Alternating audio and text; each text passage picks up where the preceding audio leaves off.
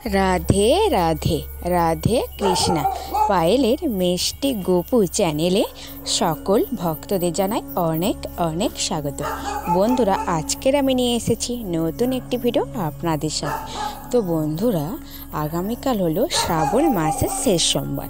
এই সোমবার দিন কোন বস্তুটা মহাদেবকে অর্পণ করতে হয় এবং অর্পণ করলে কি হতে পারে সেই সম্পর্কে আজকের আমার এই ভিডিওটি।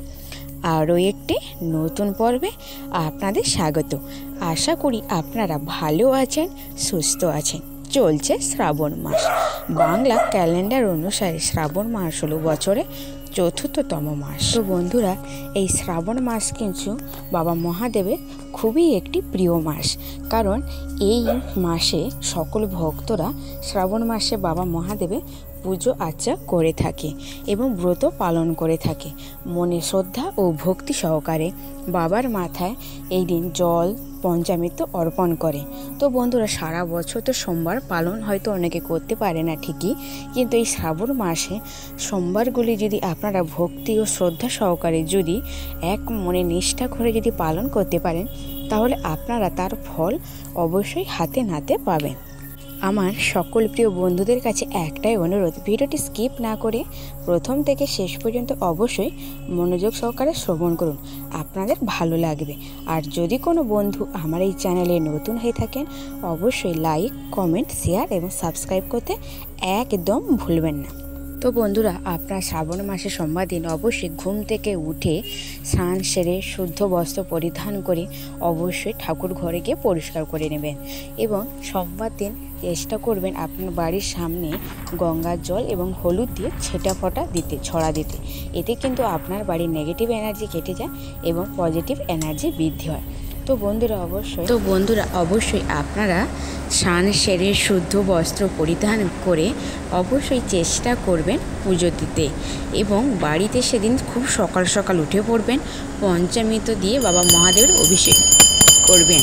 একটি পাত্রে অবশ্যই আপনারা চন্দন দিয়ে অবশ্যই একটি বেলপাতার উপরে বাবা মহাদেবকে বসাবেন।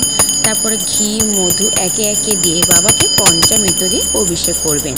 পঞ্চামৃত অভিষেক করলেও কিন্তু আপনার সকল রকম মনস্কামনা পূরণ হয়ে থাকে। তো বন্ধুরা, আপনারা কিন্তু এই দিন অবশ্যই বাবাকে পঞ্চামৃত অভিষেক করানোর পর তারপরে গঙ্গা জল দিয়ে বাবাকে অভিষেক করাবেন।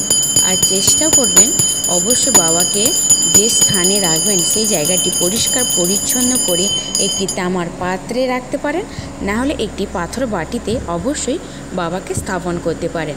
এবং পাথর বাটিতে অবশ্যই আপনারা চন্দন সহযোগে অবশ্যই আপনারা একটি বেলপাতা দেবেন এবং তারপর বাবাকে অবশ্যই বসাবেন এবং বাবা নন্দী মহারাজকেও একটি পাথর বাটি না হলে একটি তামার পাত্রতে বাবাকে বসাবেন। একে একে চন্দন সহকারে অবশ্যই বেলপাতাগুলোতে ওম নমঃ শিবায় ওম নমঃ শিবায় বলে লিখবেন। লিখে বাবাকে বেলপাতাগুলো তবে অর্পণ করবেন। এবং জানেন, বাবা মহাদেব খুবই অল্পেতে সন্তুষ্ট হয়, যার পুজোতে কিছু বেশি আড়ম্বরের প্রয়োজন নেই। আপনি চাইলেও বাবা মহাদেবকে অবশ্যই বেলপাতা নিবেদন করবেন এবং চেষ্টা করবেন বেলপাতা সোমবার দিন গাছ থেকে না তোলার চেষ্টা করবেন। রবিবার দিন মানে আগের দিন অবশ্যই বেলপাতাগুলো তুলে রাখতে এবং সোমবার দিন ভুলেও কিন্তু বেলগাছে হাত দেবেন না এবং পাতা তুলবেন না এবং চেষ্টা করবেন অখণ্ড বেলপাতা বাবা মহাদেবকে অর্পণ করতে এবং বেলপাতা যেন ফাটা ছেঁড়া যেন না হয়, যেন তিনটে পাতা যেন সমান থাকে। এবং বাবা পছন্দের ফুল তো আপনারা সকলেই জানেন, আকন্দ, বেল এবং জুঁই এবং কলকে, নীলকণ্ঠ এইসব ফুল বাবার খুব পছন্দের এবং ধুতরা ফুল, ধুতরা ফল এগুলো কিন্তু বাবার খুব পছন্দের জিনিস। এবং চেষ্টা করবেন এই দিন মানে আপনারা সকলেই জানেন যে শ্রাবণ মাসের শেষ সোমবার হলো 12ই আগস্ট। তো বন্ধুরা, এই দিন চেষ্টা করবেন এমন একটি জিনিস যেটি আপনাদেরকে আজ আমি বলবো, সেই দ্রব্যটি অবশ্যই বাবা মহাদেবকে অর্পণ করুন। দেখবেন আপনার জীবনে সমস্ত বাধা কেটে যাবে এবং সমস্ত জীবনে সুখ শান্তি ফিরে আসবে। তো বন্ধুরা, আপনারা চাইলে এই শ্রাবণ মাসেও 16টি সোমবারে ব্রত শুরু করতে পারেন। কারোর জীবনে যদি কোনো সমস্যা থেকে থাকে এবং জীবনে সে উন্নতিতে বাধা হয় থাকে, তাহলে অবশ্যই চেষ্টা করবেন এই কাজগুলো করতে। তো বন্ধুরা, প্রথমে কিন্তু আপনারা একটি ঘিয়ের প্রদীপ বাবা মহাদেবকে অবশ্যই একটি ঘিয়ের প্রদীপ দিয়ে আরতি করে নেবেন। তারপর একে একে সমস্ত কিছু দিয়ে বাবা মহাদেবকে আরতি করে নেবেন।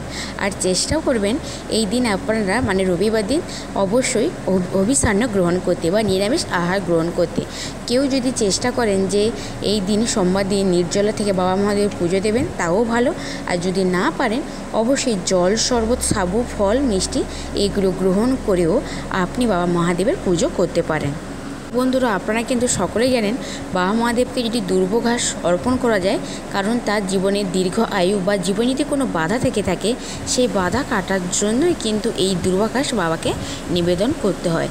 এবং বন্ধুরা, আপনারা কিন্তু অবশ্যই নীলকণ্ঠ ফুল অবশ্যই অর্পণ করবেন, কারণ বাবা মহাদেব দেবাদিদেব হলেন নীলকণ্ঠ, যিনি সমুদ্র মন্থনের সময় গরল সাগরের বিষ কিন্তু তিনি কণ্ঠে ধারণ করেছিলেন, তাই বাবা মহাদেবকে নীলকণ্ঠ বলা হয়ে থাকে।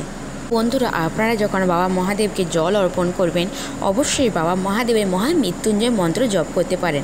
এই মহামৃত্যুঞ্জয় মন্ত্র জপ করলে আপনার জীবনে সকল প্রকার বাধা বিপত্তি কেটে যাবে এবং আপনার সকল মনস্কামনা পূরণ হবে। তো বন্ধুরা, এই মহামৃত্যুঞ্জয় মন্ত্র হলো ওম ত্রয়ম্বকম যজামহে সুগন্ধিম পুষ্টিবর্ধনম উর্বরুকমিব বন্দনা মৃত্যুর মুক্ষীয় মার্মিতাৎ। এই মন্ত্রটি অবশ্যই আপনারা 108 বার বা 3 বার অবশ্যই জপ করতে পারেন, এতেও কিন্তু ভালো ফল পাওয়া যায়। তো বন্ধুরা, শ্রাবণ মাসের শেষ সোমবার দিন অবশ্যই মহামৃত্যুঞ্জয় মন্ত্র জপ করতে করতে বা ওগ নমঃ শিবায় মন্ত্রটি জপ করতে করতে অবশ্যই বাবা মহাদেবকে বেলপাতা অর্পণ করতে পারেন, আকন্দ ফুলের মালা, ধুতরা ফুল, ফল সমস্ত কিছু নিবেদন করতে পারেন। এবং অবশ্যই বাবা মহাদেবকে 3টি, 5টি, 7টি ফল নিবেদন করবেন এবং মিষ্টি, বাতাসা নৈবেদ্য হিসেবে দিতে পারেন। এবং যে উদ্দেশ্যে আপনি ব্রত করছেন সেটি অবশ্যই মনে মনে আপনার দোষ ত্রুটি মার্জনা করে বাবা মহাদেবকে বলবেন, যাতে তিনি আপনার পুজোটি গ্রহণ করে, সমস্ত ভুল ত্রুটি মার্জনা করে। বন্ধুরা, আমরা এই শেষ সোমবার দিন কী অর্পণ করে মহাদেবকে গম নিবেদন করতে পারেন। এই গম অর্পণ করার সময় অবশ্যই কিন্তু মহামৃত্যুঞ্জয় মন্ত্রটি জপ করবেন এবং গমগুলো পরিষ্কার করে বেছে নেবেন, যাতে ধুলো বালির নোংরা যেন না লাগে, এবং গমগুলোতে অবশ্যই গঙ্গা জল ছিটিয়ে এই গমটি নিবেদন করবেন। তো বন্ধুরা, গম অর্পণ কেন করে?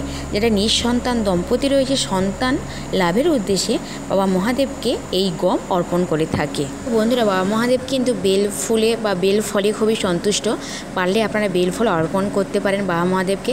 আপনার সামর্থ্য অনুযায়ী 3টি, 5টি, 7টি অবশ্যই গোটা ফল বাবাকে নিবেদন করবেন। আর এই ফলগুলো অবশ্যই প্রসাদ হিসেবে সকল মানুষের মধ্যে বিতরণ করে দেবেন। আর চেষ্টা করবেন এই দিন অবশ্যই কোনো গরিব দুস্থ বাড়ি কেউ যদি আপনার গৃহে আসে, তাকে অবশ্যই কিছু খাদ্য, বস্ত্র কিছু দিয়ে সাহায্য করবেন। এর মাধ্যমে কিন্তু আপনার জীবনে যে বাধা রয়েছে তা অনেকাংশে কেটে যাবে।